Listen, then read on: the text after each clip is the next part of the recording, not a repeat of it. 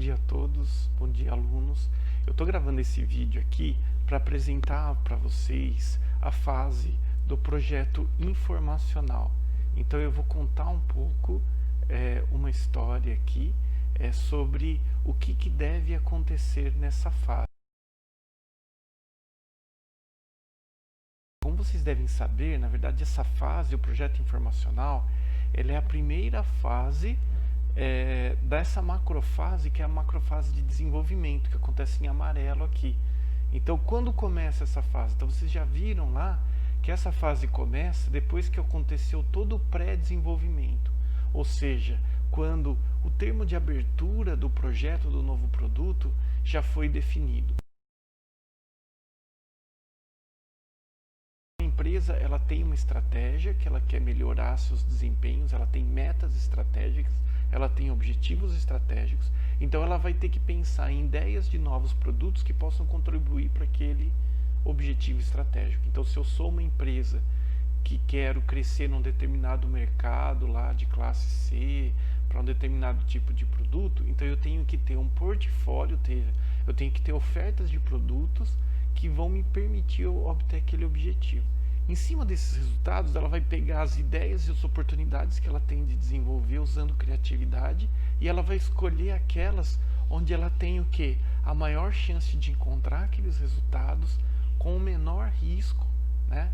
E mantendo o conhecimento e a evolução tecnológica. Ele tem que pensar em todas essas coisas durante essa fase azul. Ao final dessa fase, ela vai ter várias ideias com as propostas escritas, que são termos de abertura de possíveis projetos, e alguns deles vão estar aprovados. Na figura você tem 3 linhas aqui, por quê? Porque eu posso ter mais de uma TAP para desenvolver. Então, uma das TAPs, né, uma delas, eu vou começar o desenvolvimento aqui. Por onde a gente começa? A gente começa pela fase do projeto informacional.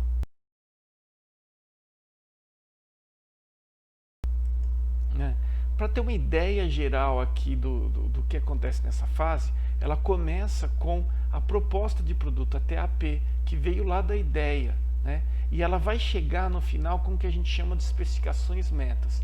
Por que ela tem esse nome? Porque o projeto informacional é uma fase onde a gente coleta informações, onde a gente quer entender bem o problema de projeto, o que a equipe de desenvolvimento precisará projetar e desenvolver na próxima fase, que é o conceitual.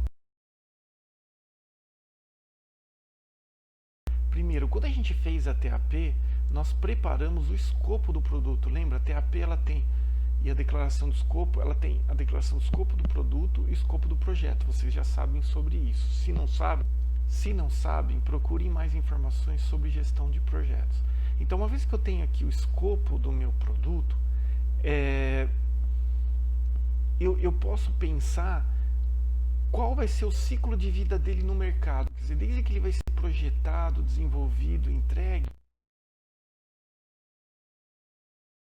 eu vou observar quem que tem contato com esse meu produto.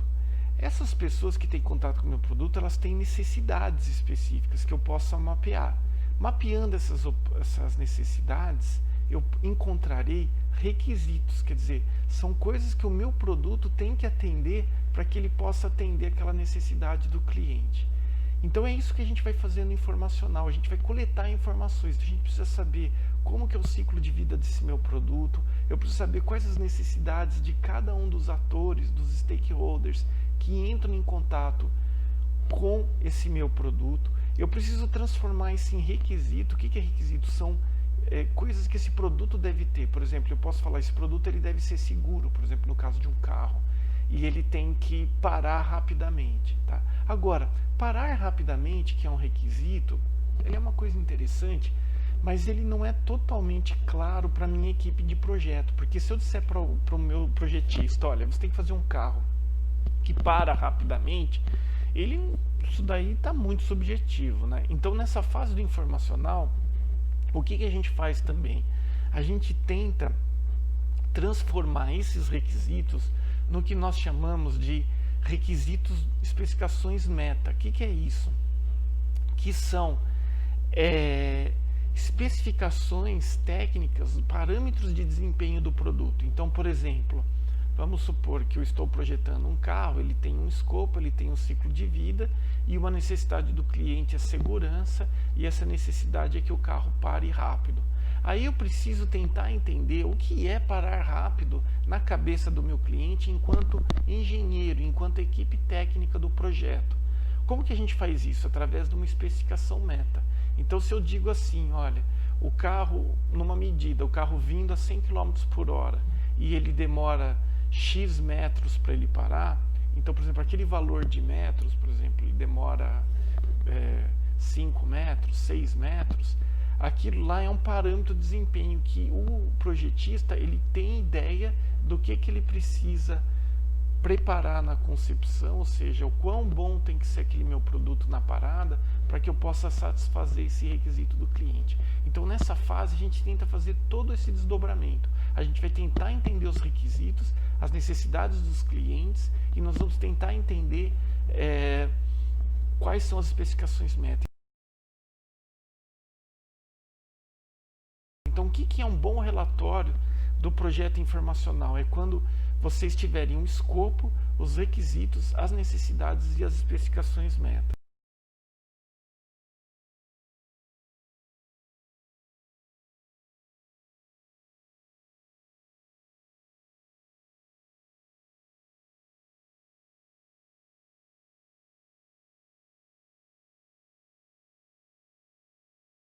A primeira tarefa que a gente precisa vai ser, obviamente, tentar entender qual que é o ciclo de vida do produto, ou seja, como que esse produto ele vai se comportar, qual que é a cadeia de ações e de stakeholders que ele vai ter que enfrentar. Então, a palavra ciclo de vida ela é muito usada em desenvolvimento de produtos e ela tem pelo menos 3 significados.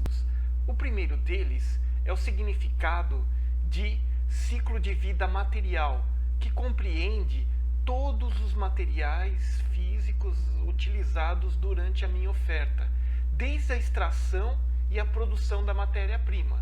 Mais recentemente, nessa área de sustentabilidade que utiliza esse significado, eles incluíram também a ideia de ciclo biológico. Então, o ciclo de vida consiste em todo o ciclo de material e biológico envolvido no meu produto. Já na área de marketing, o ciclo de vida normalmente é o nome dado a todas as etapas que o produto passa ao longo no mercado, ou seja, eu introduzo uma determinada oferta, né, e quando eu começo a vender essa oferta, ela vai ter uma primeira fase de lançamento e de crescimento de vendas, uma outra fase de maturidade dessas vendas, quando aparecem concorrentes e outros produtos, até que ele entra em declínio, ele passa a vender menos. Esse é o significado que nós utilizamos aí no marketing e na área financeira. Aqui, no nosso propósito, que é entender requisitos do produto, nós utilizamos o significado mais abaixo aí nessa figura, tanto a pessoal de desenvolvimento de produto como os ergonomistas. Nós entendemos o ciclo de vida como todas as etapas, desde o projeto, manufatura e entrega daquela oferta, em que o produto ele estará sendo consumido ou interagindo com os vários usuários, os vários clientes. É este conceito, essa definição, este entendimento de ciclo de vida de produto que utilizaremos no projeto informacional. Uma forma que a gente pode fazer isso é vocês olhando essa figura aqui. Ela mostra aqui um ciclo, porque o produto, na verdade, ele nasce aqui durante o projeto, ele é fabricado, depois ele passa por um processo de fabricação, e aí ele vai para o mercado, é consumido e normalmente ele tem um ciclo de retorno, né? Um ciclo de logística reversa aqui dentro. Então o que acontece? Em cada uma dessas etapas nós temos necessidades específicas. Então, por exemplo, aqui na embalagem você tem um processo de fabricação. Então o projetista ele tem que se preocupar com necessidades que aquele produto tem na embalagem. Por exemplo, se eu estou fazendo um alimento, eu tenho problemas de contaminação na minha embalagem. Se eu estou fazendo um produto que ele vai ser um display, ele vai ser mostrado em algum lugar, ou que ele vai ser, por exemplo, exportado, eu tenho que me preocupar que a minha embalagem seja de um tamanho que eu otimize aquele meu produto dentro do container. Tudo isso que eu acabei de falar são necessidades que o projetista, e que lá no conceitual, na próxima fase, o projetista ele terá que atender. Então, no projeto conceitual, o projetista ele precisa atender a esses requisitos. Então, é isso que nós vamos fazer aqui. Então, vocês vão pegar para o produto de vocês e começar a observar cada uma dessas fases e tentar buscar requisitos, tá certo? Então, o primeiro passo é saber quais as fases que o seu produto passa, tá bom? Então, o seu produto terá um processo de montagem, o seu produto terá transporte, como será a venda, né? O seu produto, como que será essa compra? Aliás, isso é bem importante, você vai vender o produto desmontado, o cliente vai ter que montar, ou essa compra vai ser via um supermercado, um revendedor, ou vai ser de porta em porta, ou vai ser via internet, você vai ter que colocar no correio, né? Vai ser essa venda. Como que vai ser esse uso? Quais os locais onde esse produto vai ser utilizado? Então a gente tem que começar a prestar atenção em tudo isso, né? A manutenção, né? O que eu preciso para manutenção, né? Então parece, poxa, Daniel, mas eu tenho que me preocupar com manutenção? Sim, existem produtos, pessoal, em que a manutenção, requisitos de manutenção, às vezes são mais importantes que do próprio produto. Eu darei desculpa. Há produtos em que os requisitos de manutenção muitas vezes são até mais rigorosos que o de funcionalidade do produto, né? Por exemplo, quando nós falamos de um caminhão, por exemplo, né? É óbvio que o caminhão tem que ser confortável, econômico, tudo isso, mas ele precisa estar operante, né? Então aquilo tem um grande impacto para a pessoa que é dona do caminhão. Então, se ele for fácil de manutenção, se ele exigir menos manutenção, o custo para o dono da frota será muito diferente, né, de um produto que não tem esses requisitos. E isso pode fazer com que ele escolha o seu produto, né? Então, isso aqui é só um exemplo de um produto onde isso é muito importante. Descarte e reciclagem também. Produtos, por exemplo, que às vezes contaminam muito o ambiente, etc., você ter requisitos muito rigorosos de reter e recuperar esse produto. Por exemplo, um produto que envolve algo nuclear ou algo nocivo à vida humana, como lítio, né, baterias, etc. e tal, né? Aí você pode estar pensando, né, que eu pulei essa parte aqui, projeto, né? E por que que tem esse projeto aqui dentro, né? Pois bem, na verdade, existem alguns produtos em que você desenvolve o kit. Então, você tem também um cliente de projeto. Eu vou dar um exemplo clássico, é o box para banheiro. Então, quando você compra um box de banheiro, você não vai chegar na loja e ele ter um box pronto, porque cada banheiro é diferente. O que o lojista tem em mãos é um kit, onde ele tem vários tamanhos de aramados e de conexões, em que ele, a partir daquele kit, ele vai projetar naquele momento o box para você.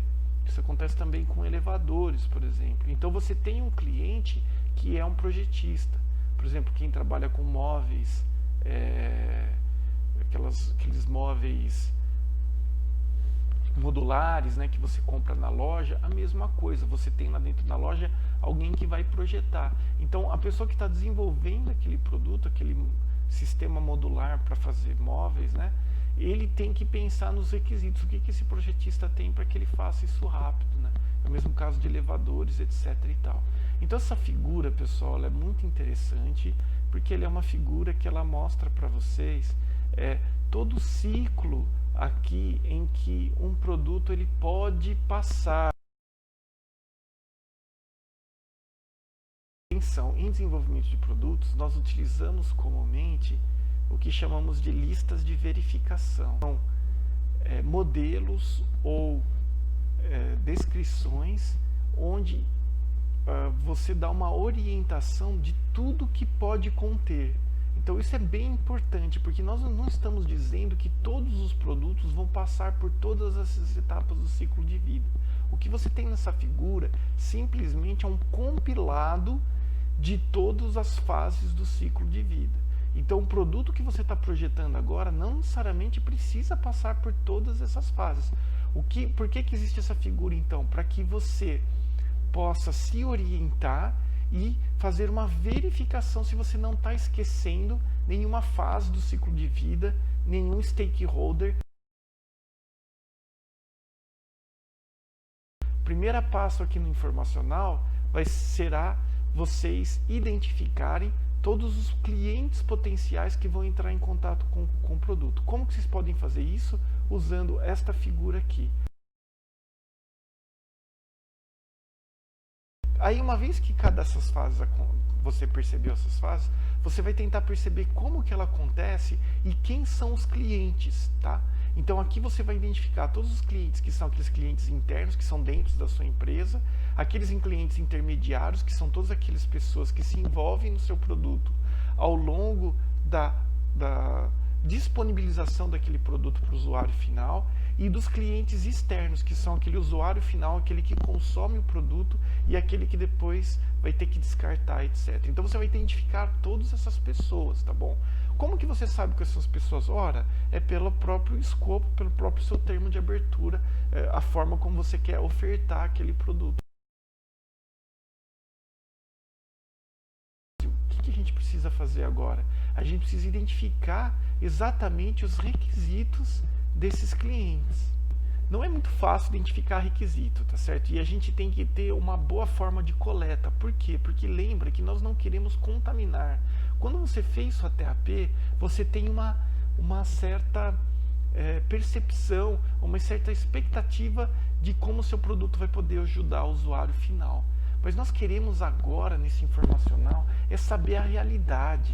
Por quê? Porque muitas vezes nós estamos enganados. Às vezes a gente acha que o produto vai ser bom ou vai atender uma pessoa e às vezes ele está atendendo outra, ou aquela pessoa realmente não se importa muito com aquilo que você, como projetista ou como observador, imaginou que fosse realmente uma necessidade do cliente. Então, quando a gente vai tentar identificar requisitos, a gente tem que saber observar e olhar muito bem aquele nosso usuário final. Pessoa, e vocês podem fazer esse teste lá na casa de vocês, na República, etc. É assim, você fala assim, olha, o que você espera de uma caneta? Então você vai ver que as pessoas, normalmente, elas expressam isso de diferentes modos. Se você faz essa pergunta, muitas pessoas, às vezes, acabam falando em desejo. Eu gostaria de uma caneta pink. Então isso é um desejo, né? Será que realmente aquilo é um requisito? Ela precisa daquilo mesmo? Ou o que está por trás do pink, né? Então, ou seja, às vezes ela está querendo dizer que ela quer uma caneta que chame a atenção, né? Por quê? Porque a nossa linguagem ela é muito complexa. As pessoas se expressam de uma forma bastante figurativa, ampla. E mesmo assim, você saber exatamente um desejo interior não é uma coisa muito fácil para um ser humano. Então vocês vão sentir que é o seguinte, a primeira coisa que a gente tem que entender é que quando a gente tenta ver requisito, esse requisito ele não vai estar de cara pronto para a gente. Porque se você perguntar para as pessoas, elas acabam nos expressando esses requisitos a partir de desejos, a partir de exigências, a partir de problemas. Né? Então muitas vezes isso também é comum. Você fala assim, o que você espera de uma caneta? Nossa, minha caneta falha muito. Então veja, ela está expressando um problema. Então um dos primeiros passos que nós temos que fazer é transformar necessidades transformar essas necessidades e desejos em requisitos, tá bom? Então como que nós vamos fazer essa parte? Nós vamos chamar de 3 coisas aqui, ó.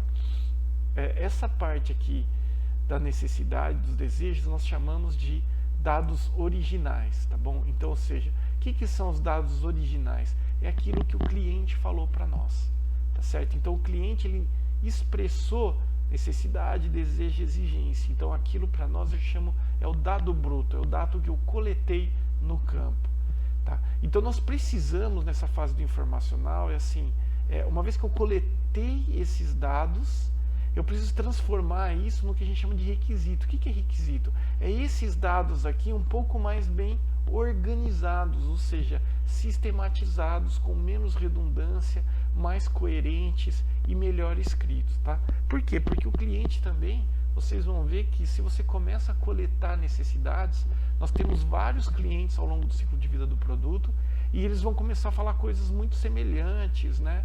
Ou às vezes você coleta centenas de informações, né? E nós precisamos sintetizar isso. Então, o primeiro desafio vai ser transformar esses desejos aqui, o que a gente chama de requisitos do cliente, que é esses desejos organizados numa lista, tá? Que seja fácil de ser consultada. Uma vez que eu tenho os requisitos do cliente, eu vou tentar transformar isso em requisitos do produto. Lembrando que nós estamos falando de todos aqueles clientes, tá? Então, por exemplo, um cliente que seja lá, um usuário, né, um dos clientes que esteja lá no transporte do meu produto, ele também tem necessidade de carregar, de colocar no container, etc. e tal. Uma forma bem interessante de a gente abordar esse problema é identificando o que a gente chama de fontes de informação. Essa figura aqui, por exemplo, mostra os diferentes tipos ou diferentes fontes de informação onde nós podemos encontrar as necessidades. Então, a primeira coisa a gente classifica em dois grupos aqui, que a gente chama de secundário e primário. Os primários são aquelas fontes de informação em que você coleta o dado especificamente para o seu problema.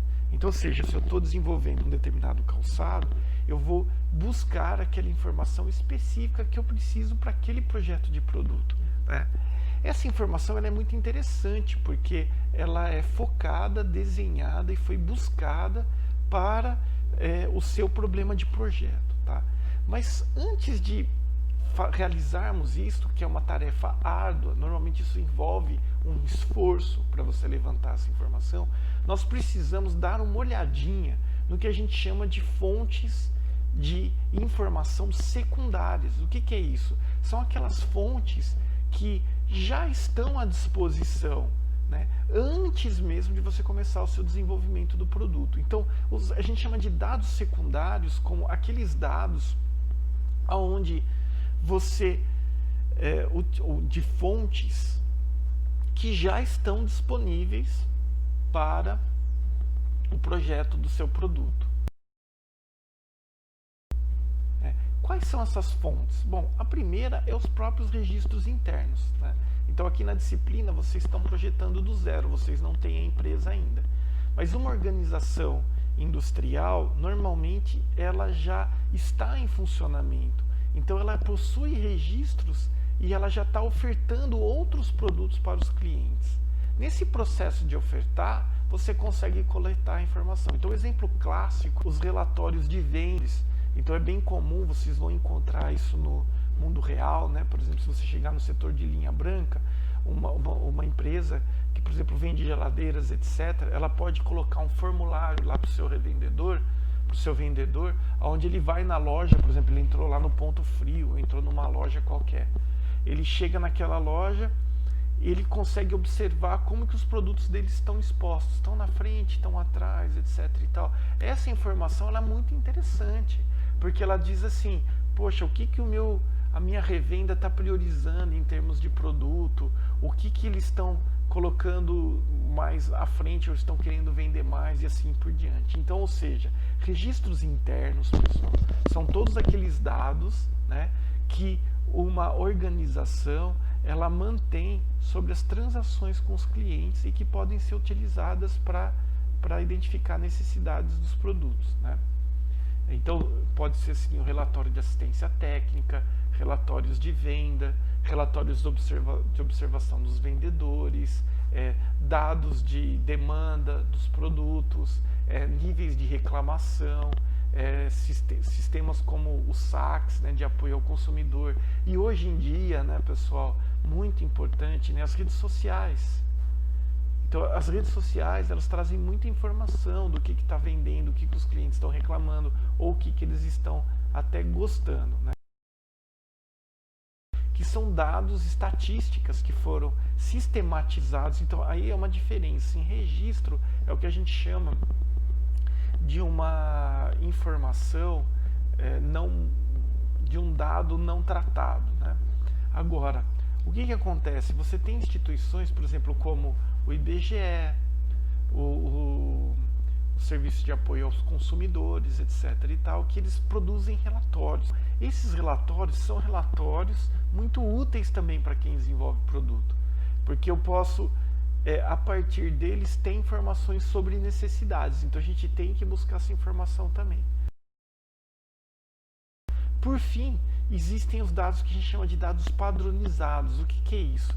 Esses dados são dados de venda mesmo. Então, por exemplo, existem empresas hoje de marketing digital e outras, que o que elas fazem? Elas vivem de vender informação. Pode construir um algoritmo onde ela monitora, sei lá, os problemas e faz um benchmarking dos sapatos, das marcas de sapatos e bolsas, por exemplo, mais valorizadas, ou as marcas mais lembradas, ou as marcas mais citadas positivamente, negativamente. Ou seja, ela faz esse esforço.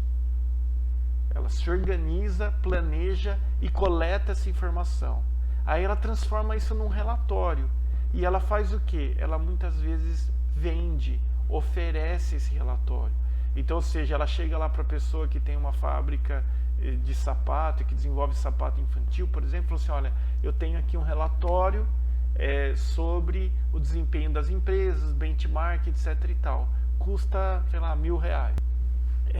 Então, empresas de marketing, normalmente, elas fazem esse tipo de produto e isso é muito útil, né?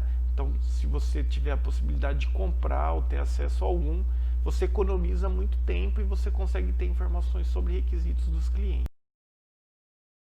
Pois bem, então o que a gente deve fazer para buscar requisitos? Primeiro, começar pelos dados secundários. Por quê? Porque se eu conseguir com dado secundário, eu diminuí o meu esforço, então eu não preciso ter tanto esforço para buscar informação. E aí o que acontece? Eu vou saber os gaps, né, o que eu não sei. Então eu vou gastar esforço, ou seja, fazer experimentos, pesquisas para dados primários a partir somente daquelas informações que eu não tenho, né? Então, dou um exemplo para vocês. Imagine que eu tenho um produto que ele vai passar por vários estágios lá de transporte, etc e tal. Então, eu tenho um determinado cliente, por exemplo, que é o operador logístico. Vamos supor que com dados de uso comum ou registros internos, eu já consegui saber bastante requisitos sobre o operador logístico. Então, eu não vou ter que fazer nenhuma pesquisa ou procurar essa informação eu mesmo para o desenvolvimento de produto. Eu já vou aproveitar aquilo que tem lá dentro, tá bom? Mas é óbvio que vai ter sempre alguma coisa eu vou precisar saber. E como que a gente faz? Aí a gente tem 3 tipos grandes aí de pesquisa. Existe o que a gente chama de pesquisas qualitativas, que são aquelas pesquisas onde você tenta levantar a impressão do sujeito. Então são tipos de pesquisa observação, ou de coleta de frases abertas, etc e tal, onde eu tenho a impressão dos sujeitos. Eu vou buscar a necessidade, né, os requisitos lá do meu cliente, nos meus dados originais, né, a partir de fontes, né, aonde você vai trabalhar com discursos, com uma matéria mais realmente qualitativa, né. Existem as pesquisas que a gente chama de quantitativas, que são o quê? São pesquisas onde você tem uma variável que você pode observar, né?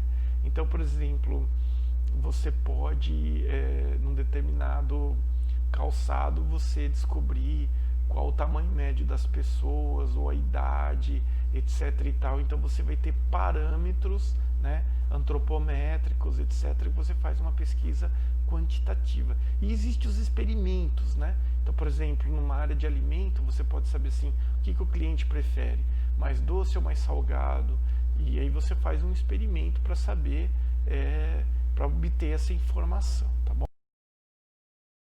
Eu vou resumir todos eles em 4 grandes tipos aqui.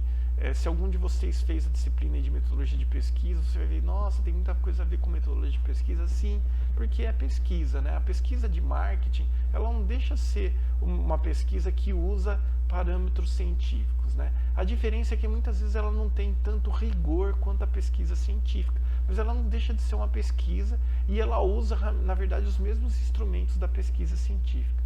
Mas eu gosto de resumir, assim, para a gente resumir de uma forma bem simples para vocês, eu posso resumir em 4 tipos aqui de pesquisas de marketing e eu vou falar das vantagens e desvantagens. A primeira pesquisa, e uma das mais importantes para que a gente possa levantar requisito, então veja bem, nós estamos falando aqui de levantar dados originais para transformar em requisito. Então veja, um dos problemas que a gente tem é a fala, tá, pessoal? Normalmente assim, tem que tomar muito cuidado quando a gente vai tentar levantar requisito. Por quê? Porque as pessoas, elas formulam algo e o consumidor, ele não para muito para pensar, ou ele não vai desenvolver uma teoria sobre como ele está consumindo algo. Na verdade, ele tem algumas impressões de como ele consome. E muitas vezes o que ele fala é diferente do que ele faz. Então, vou dar um exemplo para vocês. Há muito tempo atrás, eu vi uma pesquisa, já faz bastante tempo isso, mas eu gosto desse exemplo porque ele é bem legal. Eles fizeram uma bateria de pesquisas de mercado para introduzir um novo produto, que era um achocolatado. Então, foi interessante porque, assim, eles fizeram...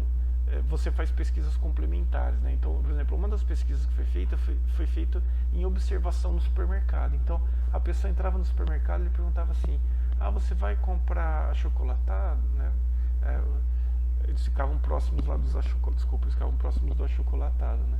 Aí a pessoa falava assim: o que você está querendo comprar? Você vai comprar? Eu vou comprar achocolatado. Aí a pessoa dizia assim, só que muitos diziam assim: eu vou comprar, e eles falavam Toddy, porque na época o Toddy era a marca mais forte. Aí o pesquisador, ele ficava observando e via lá, a pessoa pegava a latinha de Nescau, por exemplo. E depois eles fizeram uma pesquisa comparando as latinhas, né, e etc. E aí o resultado final foi que a maioria dos consumidores, ele não chamava achocolatado, ele chamava tudo de Toddy. E ele comprava, na verdade, o Nescau.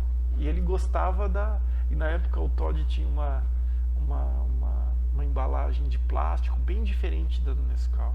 Então eles associavam achocolatado com a latinha do Nescau. E ele efetivamente comprava Nescau, mas ele chamava aquilo de Toddy. Então olha que interessante. Isso é bom vocês lembrarem, porque nesse caso específico, se você fizesse só uma pesquisa perguntando assim: qual chocolatado que você gosta mais, as pessoas iriam falar Toddy. Mas na verdade elas não compravam Toddy, elas compravam Nescau. E se você fosse fazer o projeto dessa embalagem, talvez você fizesse um projeto da embalagem lembrando a embalagem do Toddy, que era bem diferente da embalagem do Nescau. Mas o que acontece? As pessoas estavam procurando na prateleira a latinha do Nescau. Então, ou seja, o melhor era você estar fazendo a embalagem na latinha. Então isso é bem interessante, porque a pessoa conseguiu pegar isso, observar isso por causa da observação direta. Então, e a observação direta, você não tem dúvida, porque é a ação. Você está vendo a pessoa fazer, ela escolheu, ela pegou realmente aquela embalagem. Então não há dúvida sobre aquilo. Agora, quando a pessoa simplesmente fala, ela pode ser uma sensação que ela tem, né? Então, por exemplo, ela fala assim: eu acho esse carro aqui mais confortável, por exemplo, e sei lá, porque ela está lembrando às vezes da beleza do carro.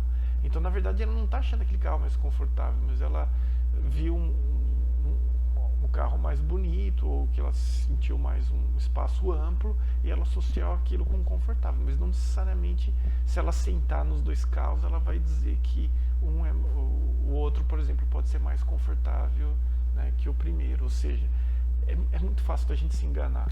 Então, o que a gente tem que fazer? Uma das coisas que a gente tem que fazer é sempre colocar algum tipo de observação direta. Então, a observação direta, como vocês estão vendo aqui, o que é observação direta? São aquelas pesquisas onde você vê o comportamento do cliente, o comportamento do consumidor, seja usando o produto, seja escolhendo o produto, seja comprando, seja comparando. Ela possibilita informações muito mais ricas e ela é muito importante quando eu quero coisas qualitativas e muito importante quando eu quero o requisito. Ela é a mais importante. Qual que é o problema? O problema é que isso daqui é custoso levantar, né? Você tem que ficar olhando o cliente, você tem que ver muitos clientes, porque também não adianta você fazer uma observação direta e se basear em um único cliente. O bom é você conseguir ver vários, de várias faixas etárias, em vários momentos, né? Em vários horários. Por exemplo, o público que vai no supermercado de manhã é diferente do público da noite, que é diferente do público que vai sexta-feira às 10 da noite, né? Que é, essas pessoas provavelmente elas têm requisitos, têm necessidades muito distintas entre si. Então você tem que saber pegar todas essas amostras de pessoas, né? Isso é bem importante. Algumas coisas a gente consegue transformar em fala só, não vê o comportamento, mas você pode perguntar diretamente. Isso é o que a gente chama de entrevista, que é uma pesquisa qualitativa, onde você faz um roteiro de entrevista, você dá chance para a pessoa falar e o entrevistador conversa com ela. Qual que é o problema disso daqui? Isso daqui, para fazer em larga escala, é um pouco mais difícil e ela está muito sujeita a erros de coleta, né? Então, por exemplo, assim, se você vai fazer uma nova campanha de lançamento do novo perfume, você vai ter que coletar muitas entrevistas de várias pessoas. Você pode fazer isso, né? Ir lá no shopping, um exemplo clássico seria isso de entrevista. Você mostra amostras de produtos semelhantes, né? E faz perguntas para a pessoa. Isso é muito legal. Mas só que você vai ter muitos erros de viés, né? Você pode ter erros de viés da pessoa que está coletando, do jeito que ele está falando. Se ele aborda a pessoa de uma forma mais positiva, o resultado será um, se não será outro. Às vezes, assim, a própria... há inclusive até fraudes, né? Você pode, por exemplo, contratar uma empresa que vai colocar esses entrevistadores que vão fazer isso, mas você pode ter um entrevistador não muito bom ou até um entrevistador de má fé que ele simplesmente preenche o formulário para ganhar o dinheiro dele e aquela informação vem toda errada, né? Então esse é um cuidado que a gente tem que ter. O survey é uma coisa parecida com a entrevista, mas a gente chama de survey do tipo levantamento quando eu tenho um questionário, que eu tenho um instrumento que ele é respondido imediatamente pela pessoa. Ele não é muito bom para requisito, porque é o seguinte, quando eu faço um instrumento do tipo survey ou telefonema, eu tenho que fazer questões muito objetivas. Então isso não é muito bom, quer dizer, isso acaba a gente não conseguindo levantar bem requisitos. Por isso ele é pobre de informação para requisito, tá bom? O survey ele acaba sendo muito bom lá na fase final do desenvolvimento de produto para testes, o que a gente chama de teste de mercado. Teste de mercado é quando o produto já está desenvolvido, você já tem o seu produto na sua mão e você às vezes tem um custo alto para lançar esse produto. Então tem empresas que isso acontece, tem mercado de bens de consumo, por exemplo, pessoal, isso é bem comum, né? Você tem um produto que uma vez lançado, ele vai te custar bastante dinheiro se ele der errado, etc e tal. Então é comum, por exemplo, isso vale para alimentos, perfumaria, etc e tal, é comum as pessoas desenvolverem, aí uma vez desenvolvido, eu uso questionários do tipo survey, onde eu distribuo o meu produto em alguns lugares, e aí eu coleto a impressão de forma rápida.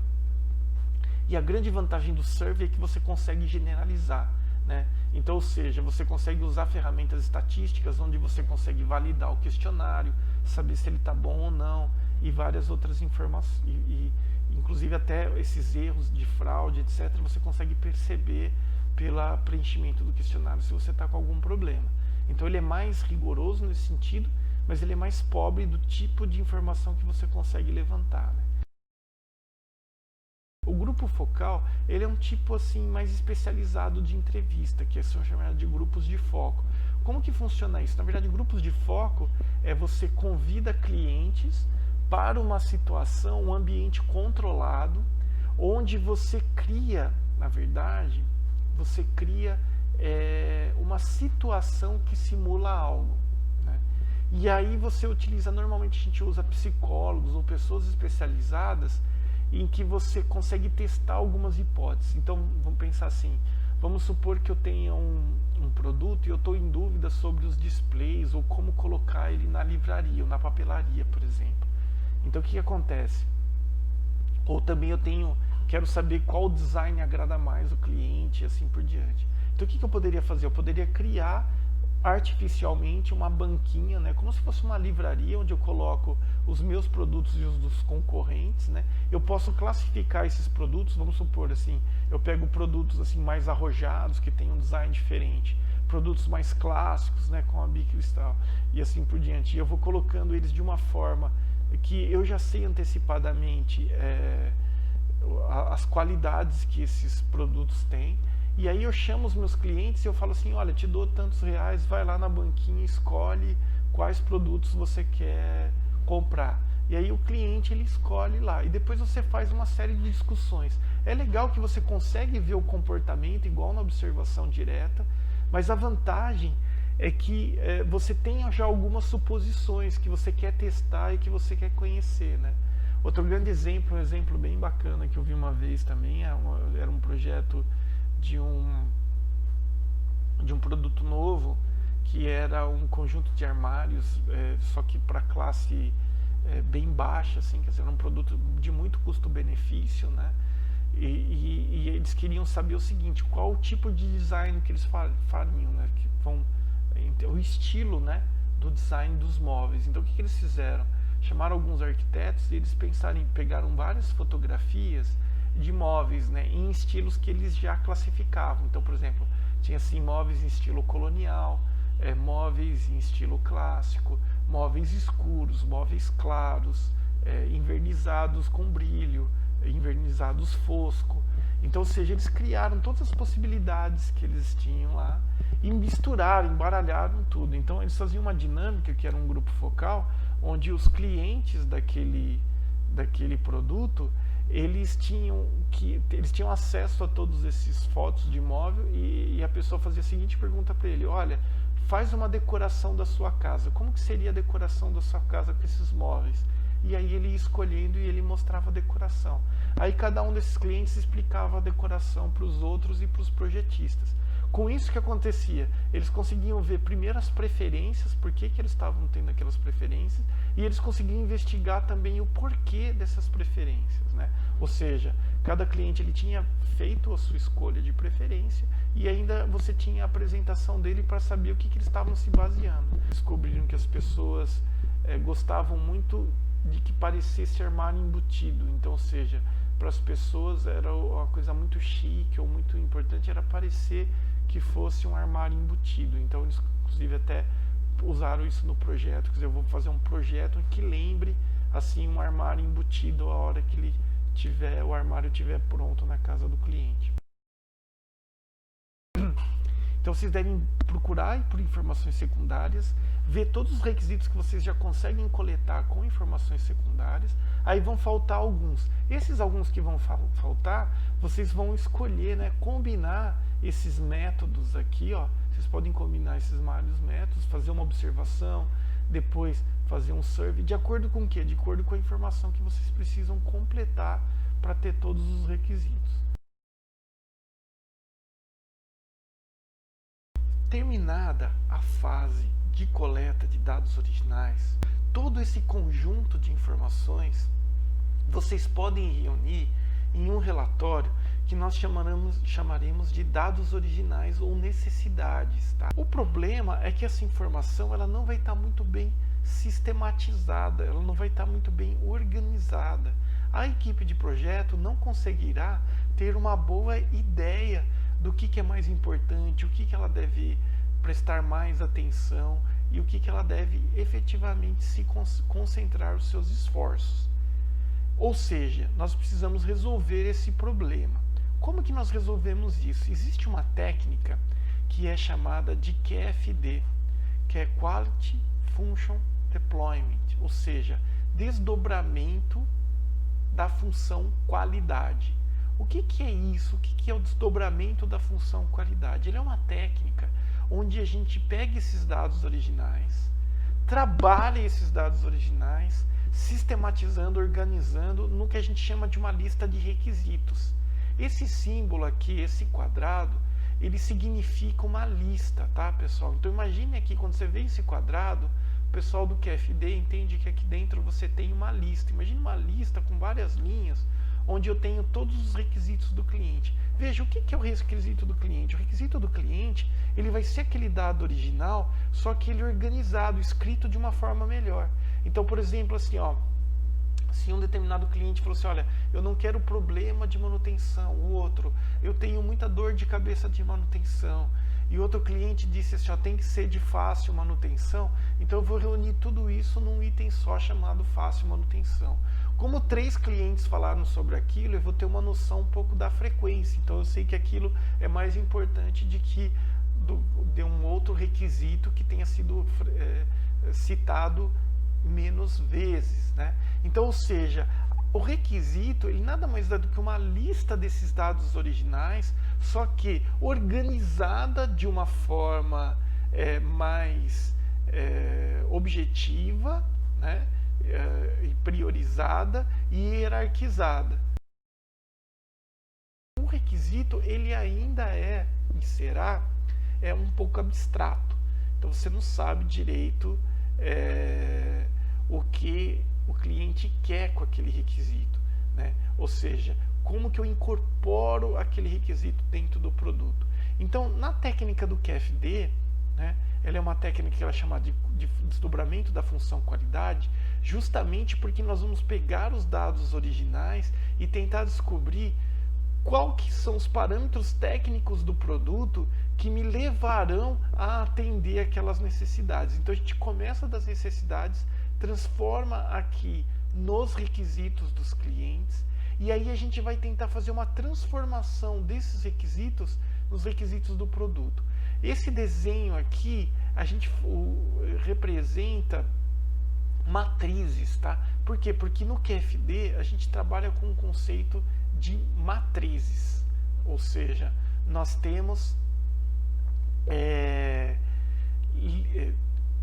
todas essas informações organizadas em tabelas, e essas tabelas relacionando matrizes que relacionam as linhas dessas tabelas.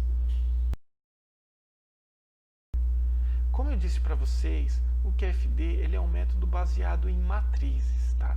Ou seja, na verdade, esse símbolo aqui que vocês estão vendo, desse quadrado e desse triângulo, eles representam matrizes. Um quadrado é quando eu tenho uma matriz de 2 dimensões, né? Então tem uma relação entre uma linha e uma coluna aqui. E esse triângulo, ele representa, na verdade, quando eu tenho relacionamentos entre entre linhas da mesma matriz. Aqui vocês veem várias matrizes juntas, né? Várias tabelas, e essas tabelas todas juntas representam um tipo de matriz que é chamado casa da qualidade. A casa da qualidade, ela é a primeira matriz do QFD. Ela é uma matriz onde a gente desdobra as informações dos requisitos dos clientes no que nós chamamos de qualidade projetada. O que é a qualidade projetada? A qualidade projetada nada mais é do que as especificações meta que eu estava falando lá no final do informacional. Nada mais é do que parâmetros de desempenho que eu quero ter do meu produto para atender esses determinados requisitos. Então deixa eu dar um exemplo para você entender o que eu estou falando. No QFD a gente vai pegar lá requisitos. Da onde que vem esses requisitos? Esses requisitos vieram lá dos dados originais. Então vamos supor que eu estou projetando um carro esportivo. Eu vou lá para os meus clientes e o cliente final ele fala assim, olha, eu quero ter a sensação de segurança no meu carro, porque eu quero acelerar muito, mas eu quero ter a sensação de segurança. Aí depois eu vou com a autoridade de trânsito, etc. E lá o cara fala, olha, para um carro ter esses cavalos aqui, ele tem que ser bastante seguro. Então, esses dois são dados originais que indicam que segurança é uma coisa importante, né? Vamos supor que eles disseram também que a segurança tem que estar também na freada, ele parar rápido, né? Ou seja, tudo isso são dados originais. E eu posso sintetizar esses dados originais num requisito. Por exemplo, eu posso falar assim, olha, o carro deve parar rapidamente. Então, ou seja, ou deve parar instantaneamente. Agora, o que é parar instantaneamente? Poxa, Daniel, não sei. Então, ou seja, quando se eu chego para os projetistas e eu digo para eles assim, olha, você tem que parar instantaneamente, eles não vão saber o que projetar. Agora, se eu pegar esse parar instantaneamente e eu começar a desdobrar isso em especificações meta, que são essas características da qualidade mais o valor, eu consigo responder essa questão. Então vamos pensar, como que a gente vai fazer isso no QFD? A gente vai ter, por exemplo, esse requisito, que é o deve parar instantaneamente, e aí a gente vai priorizar esses requisitos. Então essas tabelas que você tem na frente aqui em amarelo, a gente vai priorizar, ou seja, você vai achar um valor que vai me dizer o quanto é importante parar rapidamente, instantaneamente, de outros requisitos que eu tenho no produto. Por exemplo, ter um design arrojado, ter uma sensação de deslocamento na curva, ter um arranque importante, tudo isso são coisas que o cliente quer no seu produto. Então eu vou ver o parar frente, vocês vão ver que no QFD a gente consegue dar uma valoração, identificar algum índice que vai priorizar esse requisito de outros. Feito isso, né, a gente começa a preencher depois essa matriz em verde aqui, que vai ser relacionada com ela, que é a matriz dos requisitos do produto, né? Então essa característica de qualidade aqui, ó, ela também tem esse nome, que é requisitos de produto, tá bom? O que é o requisito do produto? Ele vai ser um valor de desempenho. Então, se eu tenho um requisito do cliente, o cliente quer que pare instantaneamente. O que é o requisito do produto ou a característica de qualidade? Vai ser um valor que me representa isso no mundo físico, o que significa esse parar instantaneamente, né? Então, olhando aqui para os requisitos do produto, do parar, por exemplo, nós vamos, através da técnica do QFD, fazer um desdobramento. Daqui a pouco eu vou mostrar como é para vocês, mas você no final encontraria algo assim, por exemplo, tem um requisito que seria o carro vindo a 100 km por hora, ele parar, por exemplo, em 5 metros. Mas como você chegou nesses 5 metros ou 3 metros? Simples, pessoal. No QFD, a gente vai identificar esses valores de desempenho. O que são? São medidas que eu possa fazer no mundo real e que me indiquem o resultado do requisito. Então, por exemplo, esse teste de vindo a 100 por hora e parar em tantos metros, eu consigo fazer. E mais interessante que isso, esse teste, só para vocês saberem, pessoal, ele é muito usado na indústria automobilística, em comparações de carro. Então você, às vezes, até consegue achar esse valor de outros carros. Então vamos supor que eu peguei uma Ferrari e eu descobri que ela para em 7 metros. Então no QFD, o que a gente vai falar? A gente sabe, a gente tem um benchmarking, que é essa parte aqui do benchmarking, onde eu sei que o meu produto, ele para... O que é o benchmarking aqui? Eu vou falar que um produto do meu concorrente, ele vindo a 100 por hora, ele para em 7 metros. Ora, se eu quero fazer um produto tão bom quanto o dele, eu posso projetar minha qualidade, o instantaneamente aqui, ó, se eu quero que ele pare instantaneamente, desculpa, eu teria que fazer com que ele parasse até melhor que a Ferrari, porque eu quero que ele sinta assim, nossa, é muito bom. Então ele tem que ser melhor que esse outro meu produto. Para ser melhor que esse meu produto, se o outro para em 7 metros, eu posso, por exemplo, projetar para que, ou seja, especificar, dizer o que eu quero, que esse carro, por exemplo, pare em 5 minutos, em 5 metros. Então eu vou ter uma meta, entenderam? Então é isso que o QFD faz. Eu pego os dados originais, transformo em requisitos, transformo esses requisitos em especificações técnicas aqui, que são o quê? São requisitos do produto com metas de qualidade projetada. Feito isso, preenchida essa matriz, eu vou ter as várias metas para o meu projeto. E aí eu vou para o conceitual. Então eu vou para o conceitual conhecendo muito bem o produto, sabendo o que eu vou projetar no final. Lá no site da disciplina, vocês vão encontrar um link para esse portal aqui, chama portaldeconhecimentos.org.br. Esse portal aqui é um portal do IGDP, do Instituto de Gestão e Desenvolvimento de Produtos, e ele foi elaborado aqui mesmo pelo nosso grupo de engenharia integrada aqui e a equipe que trabalhou nesse livro que vocês têm acesso. Aqui tem muita informação sobre desenvolvimento de produtos, sobre inovação. né? Se vocês entrarem na home dele, vocês vão ver que ele tem um conteúdo aqui sobre melhores práticas, né? O que são essas melhores práticas? São páginas onde você tem informações sobre várias técnicas do desenvolvimento de produto que vocês podem implantar na disciplina, tá? Ou depois na vida profissional, se vocês puderem buscar. Uma delas, por exemplo, é o QFD. Então, se vocês entrarem aqui, ó, tem toda uma página. Quando vocês derem um clique aqui em conteúdo completo, né? Então aqui está a página, né? Isso aqui são as melhores práticas mais visitadas. Então, se vocês entrarem aqui em QFD, vocês vão chegar nessa página aqui, ó. Tem uma explicação e aqui tem muitos recursos sobre QFD, tá, pessoal? Uns recursos interessantes são esse roteiro, ó. Esse roteiro, inclusive, era o roteiro que era utilizado aqui na disciplina. Então, vocês podem encontrar um roteiro, né? Que é esse roteiro aqui, ó, onde você tem exatamente tudo que você precisa, ó, tem todos os passos, se vocês quiserem sentir um passo a passo de como fazer o desdobramento da função qualidade, ou seja, como projetar o QFD, né? E tem também aqui um exemplo, né? Alguns exemplos de QFD para vocês olharem, tá? Então recomendo que vocês busquem informações aqui para trabalhar no projeto.